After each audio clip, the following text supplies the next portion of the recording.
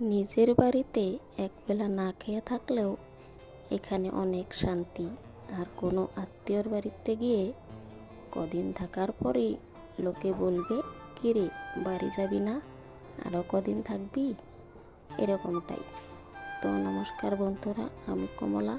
আমার আরও একটা মিনি ব্লগে তোমাদের সবাইকে স্বাগত।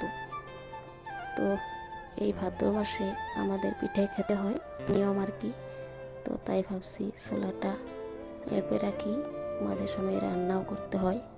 নিজের বাড়িতে একবেলা না খেয়ে থাকলেও এখানে অনেক শান্তি। আর কোনো আত্মীয়র বাড়িতে গিয়ে কদিন থাকার পরেই লোকে বলবে, কিরে বাড়ি যাবি না, আরও কদিন থাকবি, এরকমটাই। তো নমস্কার বন্ধুরা, আমি কমলা। আমার আরও একটা মিনি ব্লগে তোমাদের সবাইকে স্বাগত। তো এই ভাদ্র মাসে আমাদের পিঠে খেতে হয়, নিয়ম আর কি। তো তাই ভাবছি ছোলাটা লেপে রাখি, মাঝে সময় রান্নাও করতে হয়।